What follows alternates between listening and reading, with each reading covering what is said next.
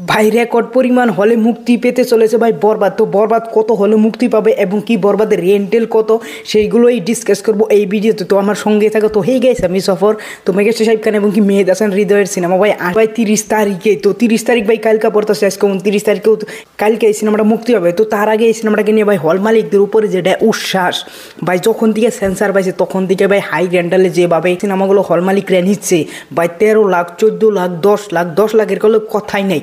যদি একবার ছোট্ট একটা হল থাকে সেই হলে ভাই 7-8 লাখ টাকা দিয়ে রেন্টেল নিছে। তোমরা ভাবতে পারো বরবাদের এখন কি ক্রেজ। তো সেইখানে দাঁড়িয়ে ভাই বরবাদ গত 3 বছরের সব থেকে বেশি হল পেতে চলেছে এবং কি তুফানের রেকর্ডকেও ভাই ব্রেক করে দিছে। তুফানে ভাই 140টা হল পেয়েছিল, সে কিন্তু ভাই বরবাদে অলরেডি ভাই আজকে 125টার উপরে হল বুকিং হয়ে গেছে। হল বুকিং হয় ভাই 7 রাত পর্যন্ত। তো 7 রাত ভাই অনেকটাই বাকি আছে, সারা দিন বাকি আছে।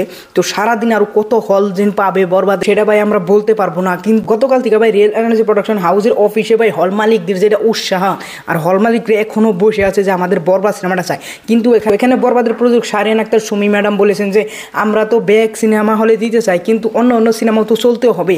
তো সেইখানে দাঁড়িয়ে শাহরিয়ান আক্তার সুমি ম্যাডাম এখন বেছে বেছে হলে বরবাদ সিনেমাটাকে দিচ্ছে।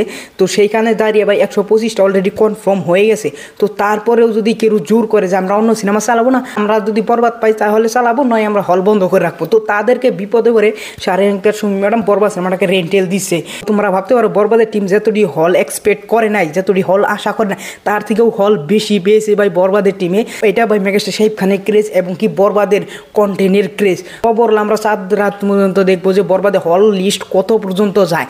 তো ওভারঅল এর সাথে সাথে ভাই অন্তরাত্মা সিনেমাটা অলরেডি ভাই 20টা হল বুকিং হয়ে গেছে।